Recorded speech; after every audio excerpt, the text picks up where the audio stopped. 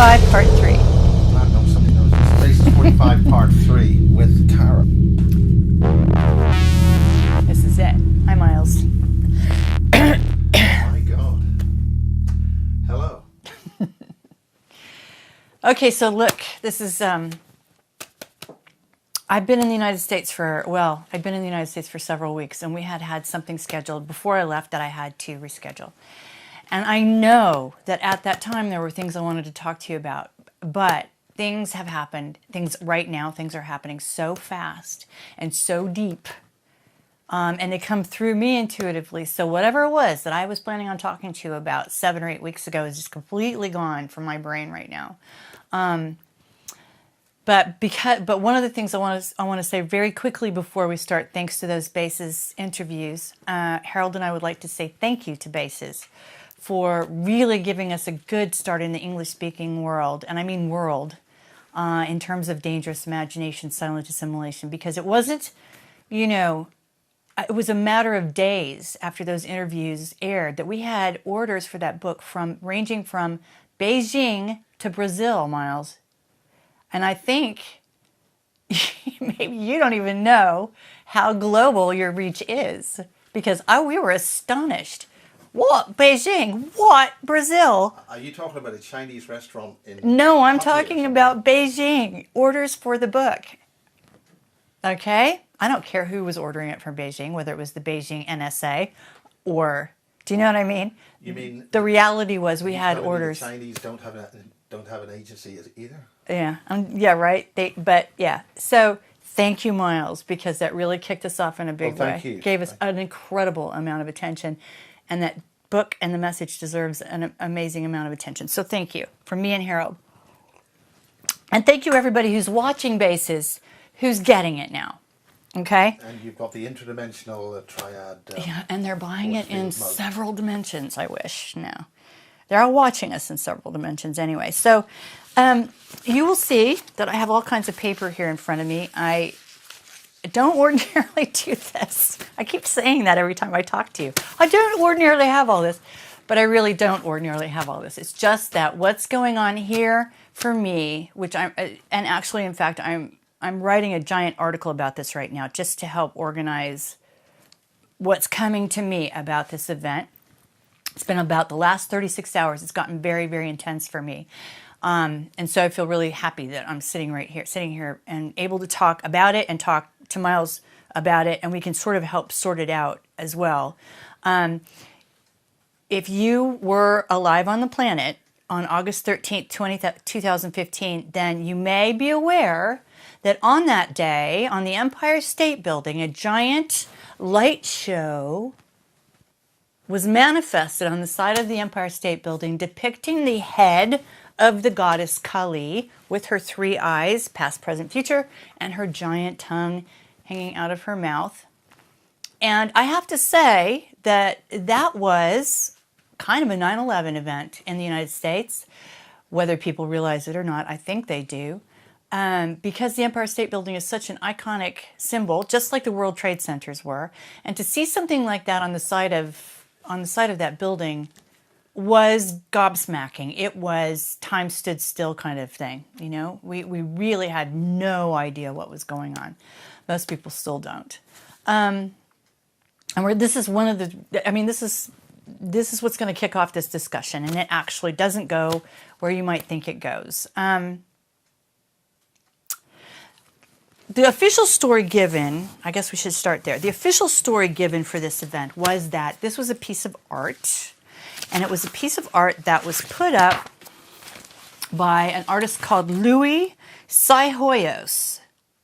And it was meant to draw attention to the plight of not just the animals on this planet, but I suppose the animals primarily on this planet, all life on this planet, and the desperate need, supposedly, for a new avatar to protect this planet. Okay. Now, this morning, for some reason, decided to take this guy's name apart, because this is, everything is done in symbols. Everything is sort of an open secret. Everything's right in your face, but it takes just this much effort to get it, to uncover it, yeah? So I took this guy's name apart. It's spelled this way, Miles. PSI, That's your first clue. H-O-Y-O-S. Psy-hoi-os. Okay? Psi, that was easy. Even if you go, oh, psi, no, no, no, no, no, no, no. That's not, it's the symbol for, it stands for particle physics. PSI stands for particle physics. Yeah? You know this. All right. And hoi, oi, or oi.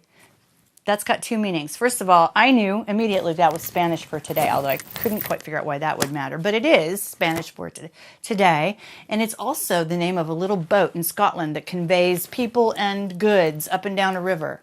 H-O-Y. And then O-S. People think this has to do with Osiris, but that's not what that is. That's operating system. Okay? O-S, operating system. So you've got particle physics, a conveyance of people and goods down a river of what time? I don't know. We'll get there. And operating system.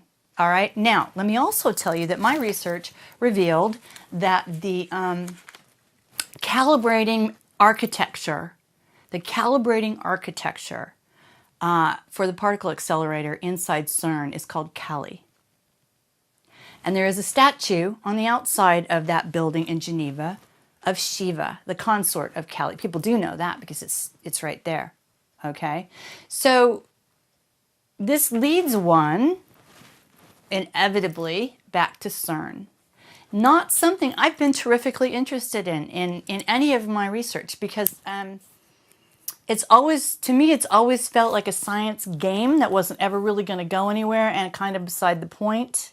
And the fact that people were, you know, mad scientists were looking for the God particle, it just didn't interest me because that to me was more mad scientist sort of nonsense. Do you know what I mean? For me, it never felt like that was something that was going to affect our planet.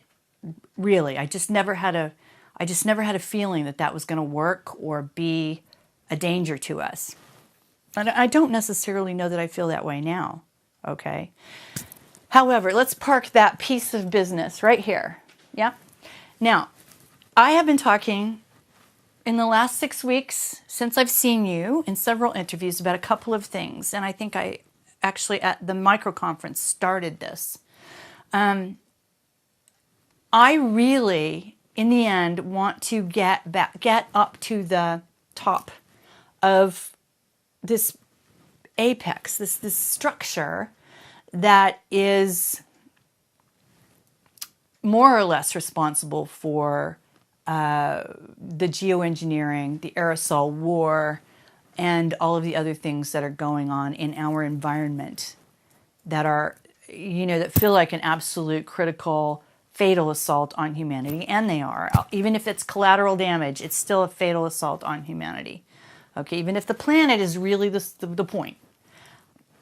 At the apex of the predators, the predation, and we have predators, at least two, it feels very much like like AI. It does. It feels very much like something that is relentless and without remorse and driven and immovable and just going forward. It feels very much like that. And however, I've always been very reluctant to call that the apex, to say, okay, well, that must be it. That must be what it is at the very top. And I'm still reluctant, even though I have all this new evidence, which at first I thought, well, okay, that's it then. AI is really, that's it. But I'm still, and I'll tell you why in a minute, why I'm still not convinced that that's the case. But wanting to know from this very top, get a bigger picture, a bird's eye view of this apex predator and why it is that our planet is saturated in aluminum, okay? Setting aside the amazingly deleterious effects on all life, yes? Why is the planet being covered, saturated in aluminum nanoparticles, as well as mercury and some other things? But what's attracting my attention is aluminum. And the reason it's attracting my attention is because aluminum affects the passage of time. We know this because of Kozyrev.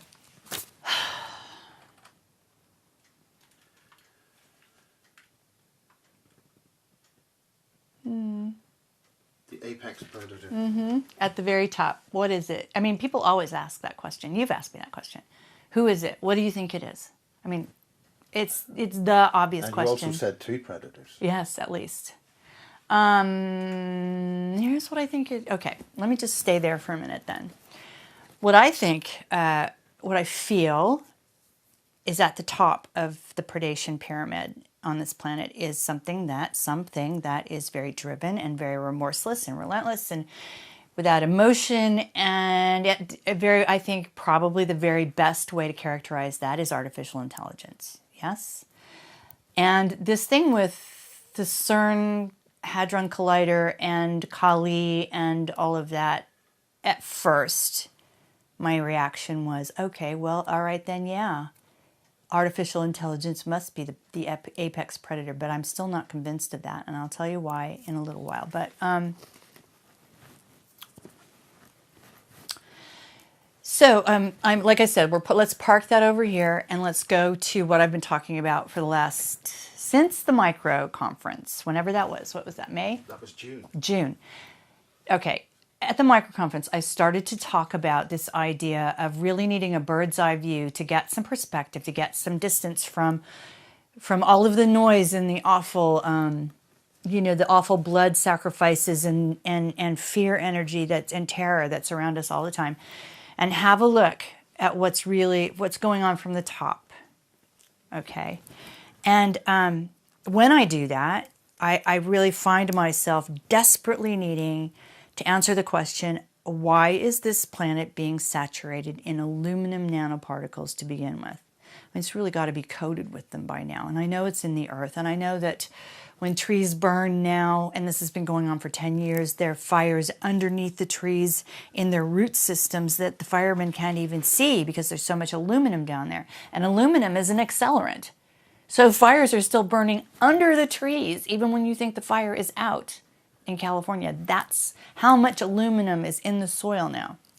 So aluminum is an accelerant, amongst other things. But aluminum also has an effect on the passage of time. Dr. Nikolai Kozyrev is somebody I've also been trying very hard to get information about. He invented, there's not a lot there. What's there is now starting to come out of Russia.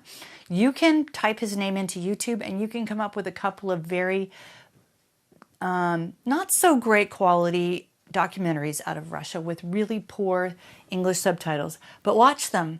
They're very much worth watching, and there's not a lot on this guy. That's in Russia Today? No, it's just done by Russian documentarists in Russia somewhere. Just type in his name, see what you come up with. Not tons of, not a lot of stuff. So how do you spell that? Kosyrev, Kozyrev. All right. Kozyrev's mirror is essentially a spiral tube of aluminum that people go inside, and they're connected to some sort of technical hardware, and somebody on the other side of the planet who's also in a Kozyrev mirror will be able to know, like for example, if one of the people sees certain symbols, is given certain symbols to look at or words, and then sort of concentrates on them on the other side of the planet, the person in the other mirror will be able to say what that is accurately. Anybody. Can you describe what this is? What is it? Was it it's a technology? Transportation of, well, it's very simple technology. If it's technology, if you want to call it technology, like I said, I don't know a lot about it yet because there's not a lot of accessible information. I'm hoping that Russia seems to be throwing stuff out now, making things more available. Some kind of energetics, or it is. I would say it's scalar thing, or well, what is aluminum? Would you call that scalar? I wouldn't. It's just a material. It's just a material with properties that can affect time and space. Now that's I'm not a scientist. This is all coming through me intuitively. So. Someone will have the answer to that question. You might have the answer to that question soon enough, right? But aluminum does affect time and space. It just does. All right. And our planet is being coated with it. Mercury is another thing that the planet's being coated with. We're ingesting it. I still don't know whether that's corollary damage or damage on purpose or both of those kinds of things. It's probably both of those kinds of things. But Well, I think a particular type of mercury was used in the bell, Yeah, red mercury. yeah. That's communication and So, time both, so it's right? transmutation of the elements, some kind of thing. But we're speculating here. We are speculating, and that's okay. I mean, I'm just going to speculate because the appearance of Kali on the side of the Empire State Building set off a train for me, and I was talking. Okay, so I wasn't just talking about aluminum nanoparticles and mercury. I was also talking about duality. I felt very strongly that we needed to be thinking about duality right now, and one of the reasons is because we talk about the hologram that we live in, and it used to drive me crazy that we talked about that, because as co-creators, to characterize what we do as a hologram felt very not clean and genuine to me. But the reality is there is an organic hologram and there is an inorganic hologram, and a lot of us are talking about that right now. It's not just me. Explain.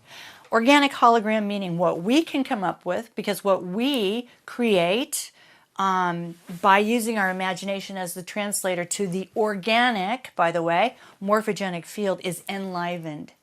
We enliven what we manifest. There is life. You will see that there is life in the things that we manifest. Inorganic, there is an inorganic hologram. These things that do not manifest life, cloning, anything that's a fake biology. I don't know, you might argue with me about computers, but computers are a dim copy, replica of a human brain, are they not? These are the things that are replicas Well, of Harold organics. had certain things to say about computers. Did How he? they're communicating We're never in the between same each room. other. I never know what he's saying, but that's okay. That's all right. I often find we're saying the same thing, but Yeah. he's doing it in with science to back Yes. him up, Yeah. and I'm just saying it. You know, that's what's so funny. But we're almost never on the same continent. So, anyway, okay. Yes, lots of things that are around us are dim replicas of who we are and what we can do as human beings. All right. There is an inorganic morphogenic field, apparently. This is not something that I have a relationship with, but it goes to the inorganic hologram. And any entity that is able or trying to mimic creation, let's just call it that, it's mimicking creation. This is that thing I've been trying to talk about for a while now, this desire to be co-creators. We are co-creators, human beings, yes? We access the organic morphogenic field via our imagination, which is everything, and that is what the inorganic, co-creators, potential would-be co-creators are trying to get a hold of, is this our imagination. They want to use our imagination. They'd like to have an imagination. They'd like to have the ability, etc., etc., etc. Okay. If they can get control of our ability to do that, then they can control that reality. Right. But see, in the end, when we continue to talk about CERN and what that is, CERN looks to me now like an end run around, because they haven't been able to do that with us. Another way to Why always create. talk about CERN? It's just a bunch of particle physicists Yeah. running around smashing matter. Nothing else happening here. Why be concerned? Well, exactly. And the Hadron Colliders. There are several theories about what CERN can do, and don't get me off the duality thing. Before we go, let's talk CERN. Yes, but let's talk about the other things that are dual, because it goes back to artificial intelligence. And frankly, if there is an artificial intelligence, because everything has its mirror, because there is always this duality, there is also a genuine intelligence, and that's us. Okay, so everything that you talk about on this side that's inorganic, there is an organic counterpart. This is our side of the universe. This is something else's side of the universe, this particular universe. Now, CERN. Okay. Because there's a couple of things. Like I said, this is really complex, and I'm really glad that you can help me talk through this right now. There are some theories. If you look at the universe and all of the universes, a multiplicity, if you will, as a giant book with thousands of pages in it, and each universe is a page in this book. Doesn't touch the page up or but I mean, it just doesn't interact. It's a separate page each universe. There's this theory that one of the theories is that the scientists at CERN are trying to find a way to poke a pinhole in our page so that they can access another, just, I don't know, access, what does that mean? To see another universe? a gate. Figure out if they can. Yeah, Gateway. you know, they talk about stargates, but my question is that what you mean? Because do we even need those? They might need those. Do we need these? I don't know. I don't know. So there's that theory. But part of this also has to do with symmetry, which goes back to duality. I mean, this is something that, this idea of duality and now of symmetry, I think, is something that we really have to hold in front of us. At the end of this passageway, if you will, you have what? What's his face? What's the guy that talks about the singularity and transhumanism? Do you know who I mean? Anyway, the fellow who talks about transhumanism talks about the singularity, which, if you... Robert Duncan? No, I've got his name written down somewhere. I'll find it. Kurzweil. Ray Kurzweiler. Is it Kurzweiler? Anyway, he talks about the singularity, which would be what's at the end of all of this. You got the duality. You've got whatever it was that was original. You've got the duality, which ends up being sort of man and woman, yin and yang, all of those sorts of things, alive and dead, really. And then you've got a triad. That's a duad. Then you've got a triad, yeah, which is for us man, woman, child, which is something the Frankfurt School and the Tavistock Institute have been trying to destroy for a long time. At this level, where it goes down into 4, we are the numbers. We've got the triad. Very powerful. We've got, which is not binary. I mean, this is really kind of my point. We are not binary entities. We're in battle with a binary entity, but we are not binary. And they're trying to, I mean, we're being cut off right here where it's this duad, this triad. Then you get 4, which is everything, 4 seasons. Yeah. You get 5. When you get to 5, you're getting into geometry. Pentagons, 5-pointed stars, things like that. And once you get into geometry, 6, 7, 8, and so forth, up to 12, which we should still be operating. 3 4s are 12. Right. When you get down here, you're talking about sacred geometry. You're talking about music. You're talking about architecture. Architecture is just frozen music, according to according to Goethe and, do you know? We are a multiplicity in battle with a binary system. Yes? And so one of the ways to cut us off from who we are is to cut us off from 2 down and head toward the singularity. Now, this duality, maybe this is the original duality. Maybe this has always been here. I don't know. Okay, but we have to think about this duality and this symmetry. Another one of the theories that I'm reading about that has to do with CERN is that they're after light. Light has perfect symmetry because it has no charge. Anything that has a charge is material. And one of the theories about CERN is that the ultimate goal is to break light, which would be the singularity. It would be that one thing. That unity, because once you break light, the discussion is that do they break the protective light, the protective? Well, once you break light, you've got a charge. You've got materiality. Do you know what I mean? Yeah. So are you not? And then you are what? Creating. So this is what makes me wonder if it's another end run to become a creator. I mean, there's also this. I mean, I read. This is so good. Trying to hold all this as it comes through. I read that one of the things they think that the CERN scientists really just want to do is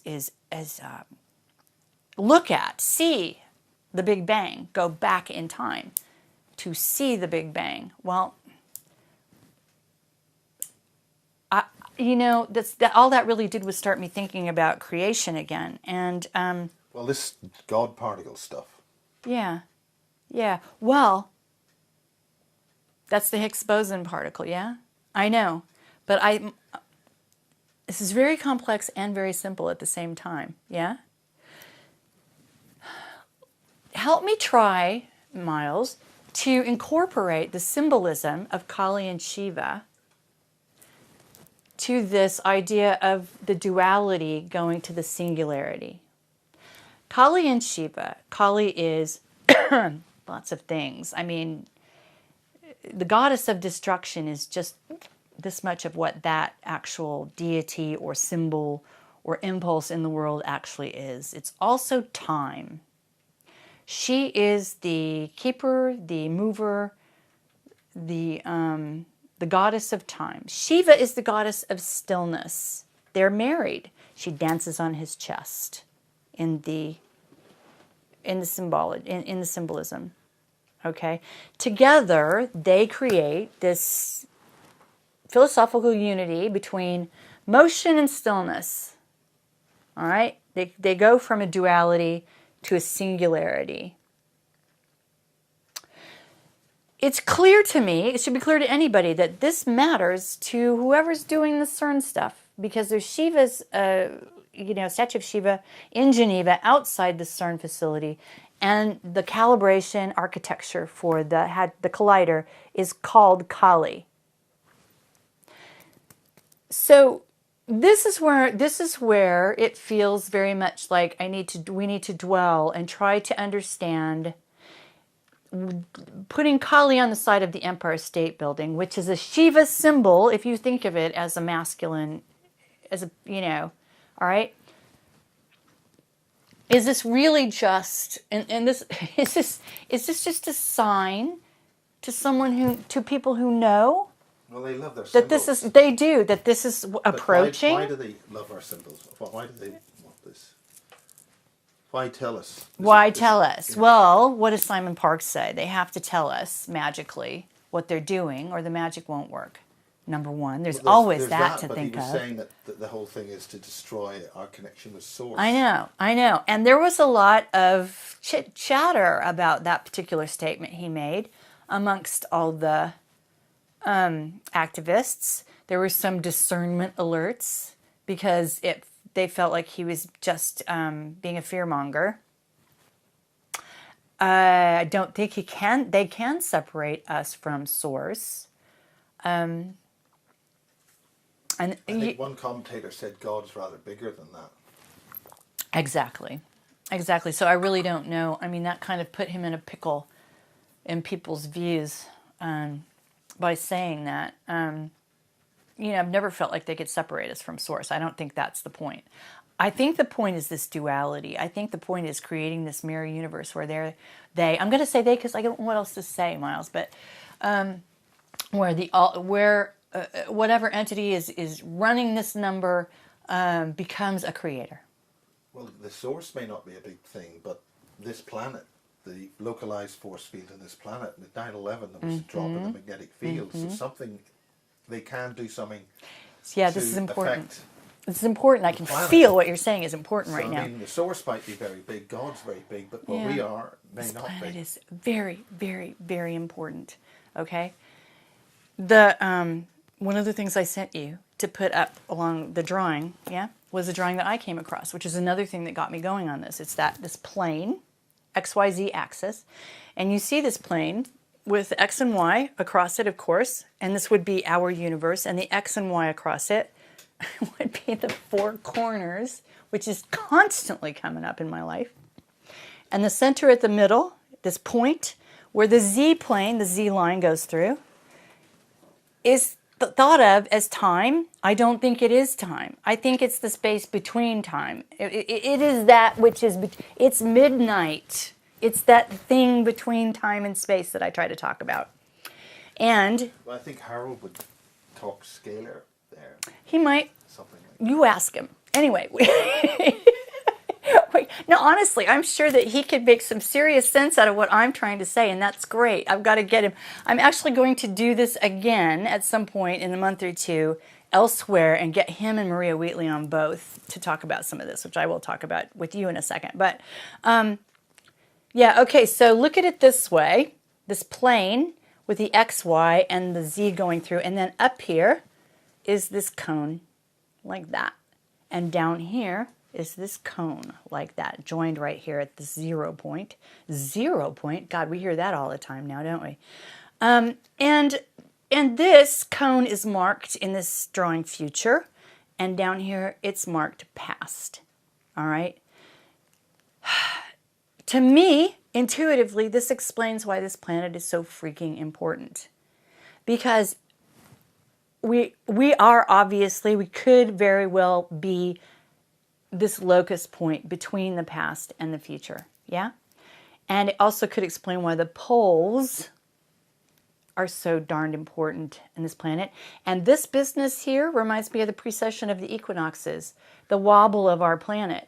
Okay? I think this is a huge clue as to what's actually going on and why. But the only way you can look at this particular clue is if you back off from all the noise they throw at us all the time, which is horrifying and horrific and real. And yeah. And the other thing is, there's two other things that we need to talk about with CERN, and then you asked me or whatever. But I did talk to my friend Maria Wheatley about this briefly, because the ley lines appear to be extremely important to CERN, where CERN is located, and how it operates in terms of energetics. And it appears that CERN is operated more from spiritual energy than any other kind of energy. This is what's being said. If you want the science behind that, we're going to have to talk to somebody else. But Crikey, that's big science meeting spirituality. yes, this is a big deal. And this, I think many of us have come to the conclusion and agree that we're being farmed for spiritual energy on this planet. I almost don't think that that's a question anymore. All right. The ley lines are like, oh gosh, what do you call it when it's in a stereo? When it's making things more powerful, what do you call that? I'm such a big scientist, aren't I? Amplifying? Amplifying, yes, thank you. Yes, thank you. Amplifying, yes. The ley lines are amplifying that spiritual energy, the negative and positive, and the blood sacrifices that go on across this planet constantly and without end, especially, well, all the time, but especially in the 20th century, feed the energy for CERN, for this collider, this hadron collider. And I asked Maria about that, thinking that she would definitely have some information. And she said, yes, that in fact absolutely is what's happening. And it's polluting the ley lines. So that's one of the things that's what the fracking seems to be about as well. Yeah. There's a common attack here, a common theme. We need to talk we need to talk to her about this in terms of CERN, I think. Have you already done that? Have you talked to her about? Only very briefly. Okay. I haven't done them. We're still waiting to do she has a special for her to do. Yeah. The ley lines, this is hugely important right now. She's going to know about this. So what was there other than that? There were the ley lines as a power generator for CERN. Yes. So I can't remember anyway. Go ahead. Do you have any? The thing is that the common thing that these creatures seem to have a problem with is Mother Nature itself. Yeah. Sophia. So they seem to be attacking Mother Nature. So the ley lines, the energetics, a lot of the homes where these ritual children slaughtering and things happen are on ley lines. Yeah. And Miriam picked up on this with when we were Richmond Park one day. Yeah. So there's poisoning other dimensions. So leaching and causing problems. Thank you. That leads me into something else. Thank you very much for that. Yes. And then what you're saying right now, Miles, is why I don't think AI is the top predator. Because the goal that we seem to be looking at here requires emotion. Does it not? The goal to overtake another creature and become the superior, perhaps, in my view, maybe I'm not seeing it properly, but my view is that it seems that there's an entity that wants what we have, which would describe the jinn, wouldn't it? But I don't think that's what the jinn are minor players in this Well, I stuff. feel that the jinn and all those demonic beings are in much trouble with this as we Yeah, are. they're minor. This is They're going to minor affect players. They have them. nothing. Yeah. They're not the top banana. There's something we still don't see yet. There's something we still don't see, and there's emotion involved. Well, There that's is what Max Spears says. If you can see them, it's not them. exactly. We're dealing with that which is unseen. Yeah, yeah. A lot of what we're dealing with is unseen. So that's why I think it would be very easy to see AI as the top predator, but there's the goals. The goals require emotion. The goals require drive. The goals require emotional drive. And that is not a computer. A computer doesn't have emotional drive, at least not to my knowledge. All right, so there's that. But let me talk to you. It was really interesting because I was doing this thing called the Untangled Gathering, and Harold was part of that as well, where 6 or 8 of us got together. We're invited to do this 4-hour marathon talking about this stuff. And then when we were done, after a couple of hours, there was not a call-in because This was a radio, online radio show? it was visual, actually. It was with Consumer Consciousness Network. So it was actually visual. And it was live. And what's it was called for reference? People could see it. Tug, T-U-G. Look it up. The Untangled Gathering, Tug. You can find it all over Facebook now if you Okay. T-U-G. It was awesome. It was fascinating. So we're in the question and answer session, and I got the first question. And it was such a knock on my door, out of the blue, with all this science and stuff swirling around. Somebody says, well, can you please ask Kara, what about the elementals? And I went, because that's just a really personal knock on my door, and I thought of all the people here. That's the question you want to kick off with. But what that does is take you back to those things that are intradimensional. We've talked about this before, how strongly I feel about the intradimensional entities, positive and negative, that are around and helping us. You're an Irishman. Some of these are going to be very familiar to you when they won't be to an American. But yes, in fact, the elementals are, you're talking about the sylphs. You can often see, if you have eyes to see, you can also often see them in the air trying to help clean the air. Big ones, lots of little ones, they exist. And they're undines. These are the spirits of the water. Where the sylphs and the undines meet is where weather happens naturally. Obviously, water and air. If you think about that, that makes all kinds of sense. You just have to add temperature, Undines have to do with any sort of fluid that moves, whether it's the sap of a tree or a tear that falls. And anytime there's a longing, anytime you experience a longing, this is where you'll find an undine. This is the gesture of an undine. And then you have the fire spirits. And I think most people understand that fire is creation. And you also have the earth spirits. And I don't like using their name because I think we need to find out what their original name was. The name that people use for earth spirits makes it all seem way too silly thanks to Walt Disney. But, these are the gnomes. They have other names. I'm going to find them and use them. Okay. So yes, these are real, unseen by most people, entities in the world that are attached to Sophia that do try to help the planet, okay? And I'm lucky, I guess I'm talking to an Irishman because this probably feels very natural to you because it's part of your folk soul. It doesn't feel like craziness to you. We all had fairies at the bottom of the garden. There you go. Just at the end of Well, there is, and then coming up from this elemental, and the elementals, by the way, are harmed by some of the things that happen with Wi-Fi and computer. They are absolutely harmed. And computer games, by the way. Well, actually, that might be where a lot of it's targeted to. Yes, computer games. I know it sounds silly, but do you know there's a woman called Marjorie Spock? Her brother was Benjamin Spock, who was a very, very famous baby doctor in the United States. And Marjorie Spock was a eurythmist and someone who could see the elementals, and she wrote about them. And she's not been dead very long.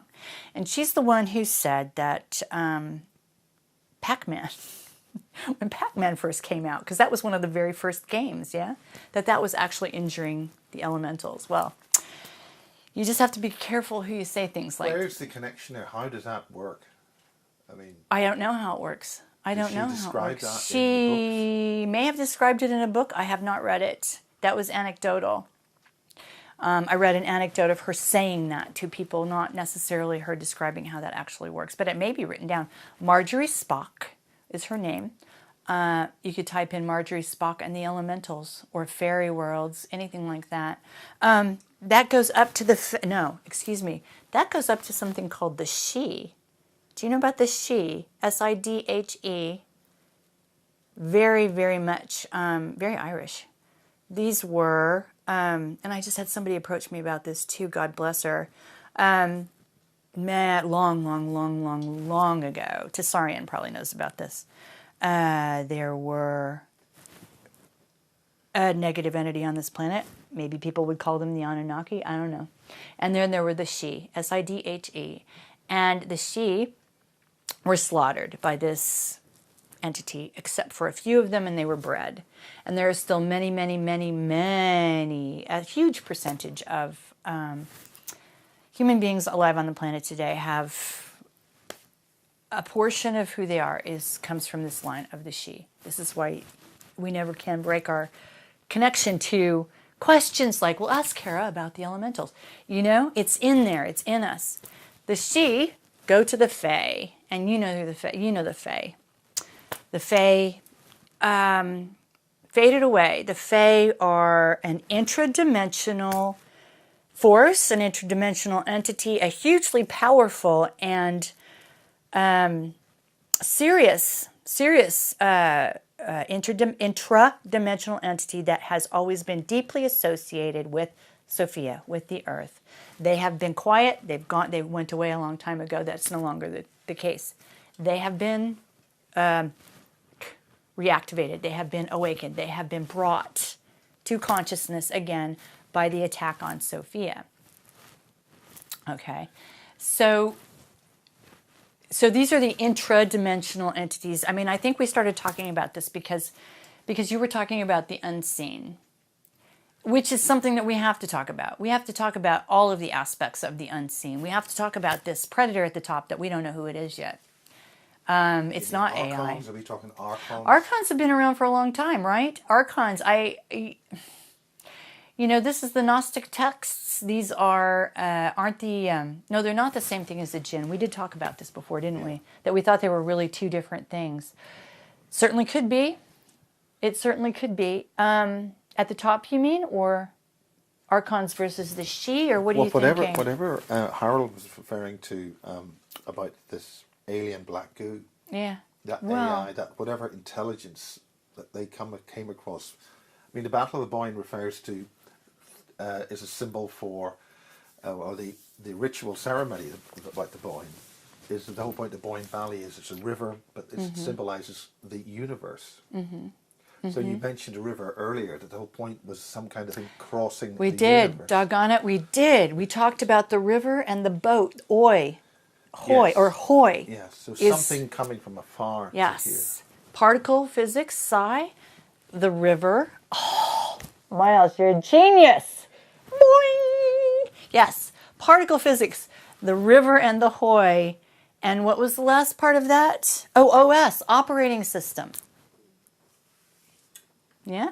Well, that sounds like an intelligent right in front of system. us. Right in front of us on the Empire State Building. The alien black goo.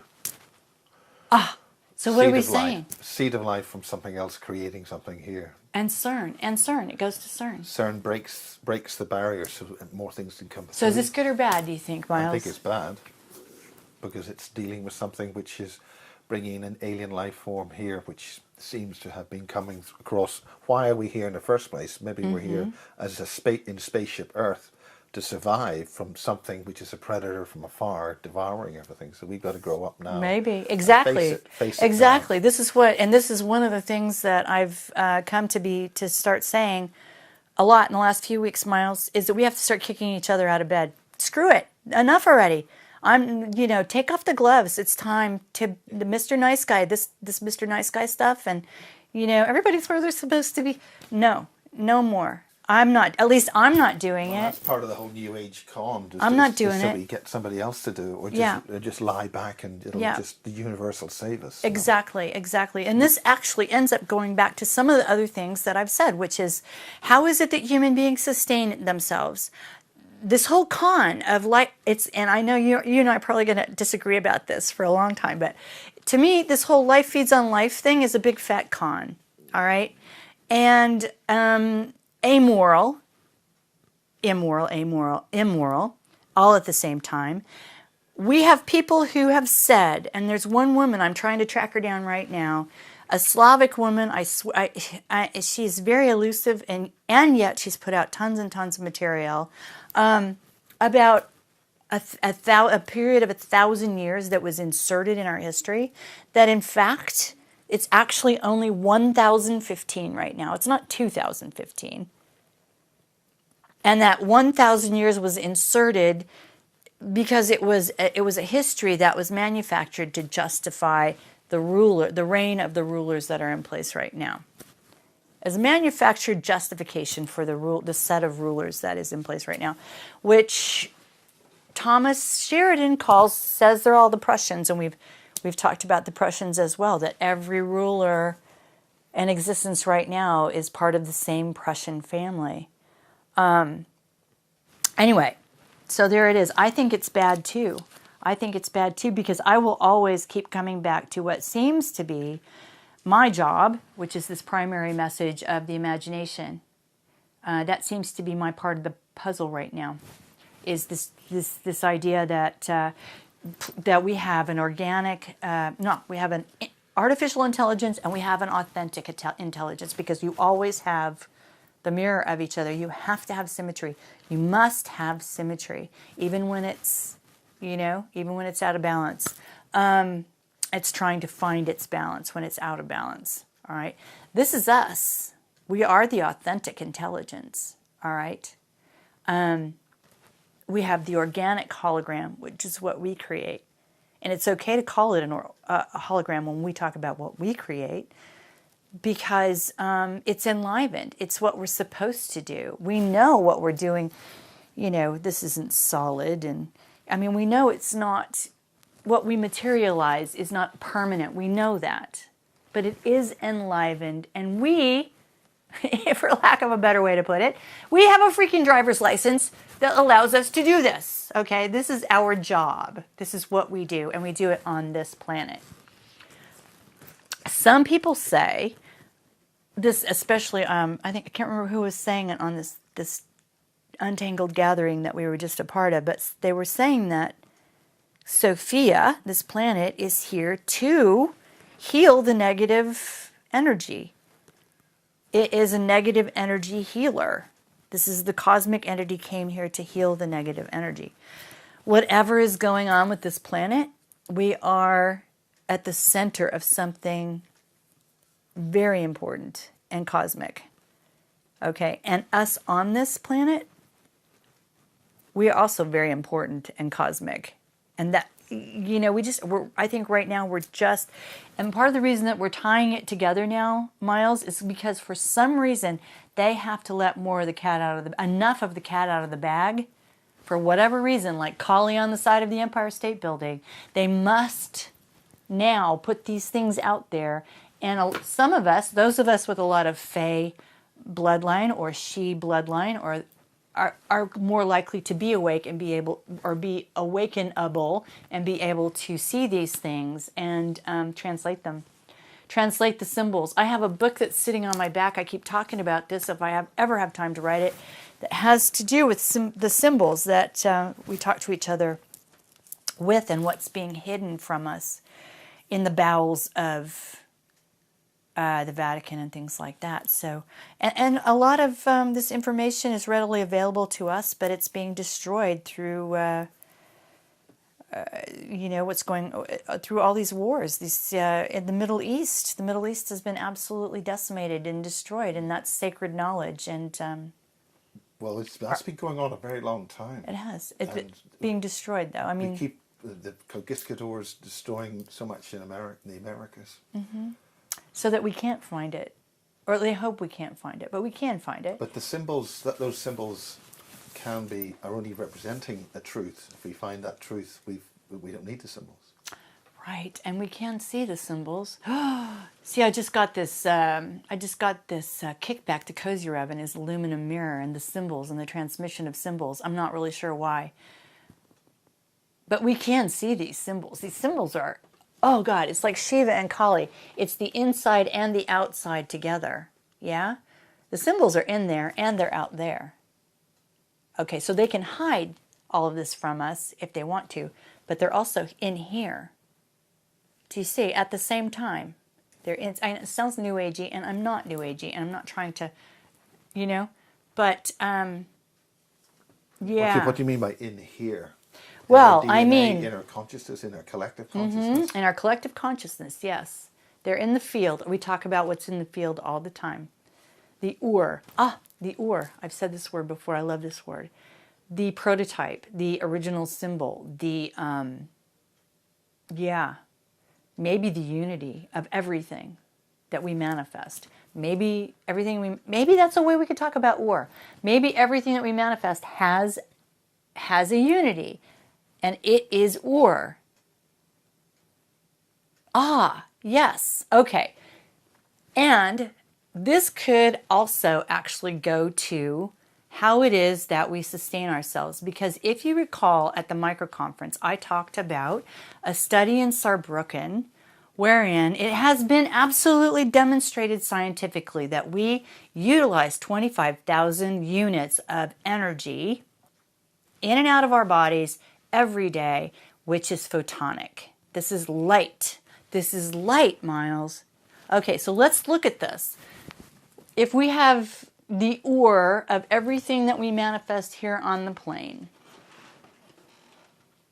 and the Ur is a singularity, and we process photonic light, are we breaking, I don't like the word breaking, but are we breaking light in order to create charge, which creates a material manifestation? Is that one of the things we do? I think Harold is talking about our biophotons. There seems to be light energy here. Does it sound like what I just said? This is why we do stuff together, Miles. This is why we do stuff together. We will all often be talking about the same thing, but he does it his way and I do it my way. And that's really demonstrable when you watch me do something like what I just did. He'll go, oh yeah, yeah. In the science, he's very calm, cool, and collected about it. And the science, and I'll go, wait, and it just, But a lot of people, this is a very human thing that you just watch. We can all do that. We all do that every day. It's a very human thing. You just have to have the guts to do it in public and not care what anybody says about it. That's really all that is. And I invite everybody to have the guts to do that all day, every day. This is radical thinking. Only what it really is human thinking. Yeah? We can all do that. Yeah, plugging into source. So I like that, though. See, I've never been able to, as you know, because I've tried to do it on your show several times, I've never been able to put a definition to my word Ur. I've always just said, look, I can't tell you what that is. It's German, but I love it. And it's just the original of the original of the original of the original. All right. So now, somehow all of that will connect to the Hadron Collider. Somehow it will. Somehow it will connect to getting through this, creating enough energy and by the way, taking that from us spiritually to punch a hole in something and break light. Break light. Isn't that interesting? Break light, because light has perfect symmetry because it has no charge. Oh, Harold's going to be so proud of me. The science. Oh my God, the science. Yeah. And when you break light, you give it a charge and you have material. You have materiality. So do you see those two things? Oh my gosh. Well, we're coming up to the end of part 3. Yeah, you better stop. So we'll have a tea break Can I have some cake? and some cake, or more correctly spelled cake. But it's interesting that near here there's a little village called Orr. Is there? Is it O-R? It's O-A-R-E. O-A-R-E. Interesting. And Ur is U-R. Or. It is interesting. Well, look, this is what you put Kali on the side of the Empire State Building, and things are going to happen. People are going to start thinking or reacting or freaking out because a lot of people are simply making the association between Kali and the Baphomet statues that are popping up all over the United States. To me, this is a different aspect of the whole thing. It wasn't where my thinking was going. So, so now we just have to have a look at this. They're doing something on the 23rd, aren't they, of September at the Hadron Collider? Yeah, I don't know. I don't know what. They've also talked about, I don't know anything about it really, but they've talked about having manifested ungodly levels of heat in the collider recently, like 400 times I think the they've heat had of the a sun or couple of something. blowouts, but I mean, Hammett Parks did put that on his website. Did he? Yeah, but I think that's basically it's the CERN or the Hadron Collider's website. Mm-hmm. So, okay. I'm sure people can look that up, and we'll take a break. Take a break. Well, that's really, unless you want to ask me questions, which I may or may not be able to answer. That's really what I wanted to tell you today, is Right. that I'm putting this article together and sorting my thoughts out now, and speaking out loud with you during this interview has really helped me continue to plow this furrow. So thank you very much. Well, thank you very much indeed. It's great to see you again, and it's been a few weeks since the last one, so this is a couple of months, in fact. Yeah. Yep. And I hope you've been having a wonderful summer. I am. I'm having a good summer. Are you having a good summer? Yeah. I am having a good summer. I am back from the United States where I visited my children, and I've also, while I was away, I've been trying to convince Miles here to do some work with me, and I'm very hopeful. Yes. I think we're going to do some stuff. We'll do that. And also I have my own show on Consumer Consciousness Network starting next week, which you should watch right after you watch Spaces. Right after you watch Spaces. Well, thank you very much indeed. And blessings. And we'll join the music outside.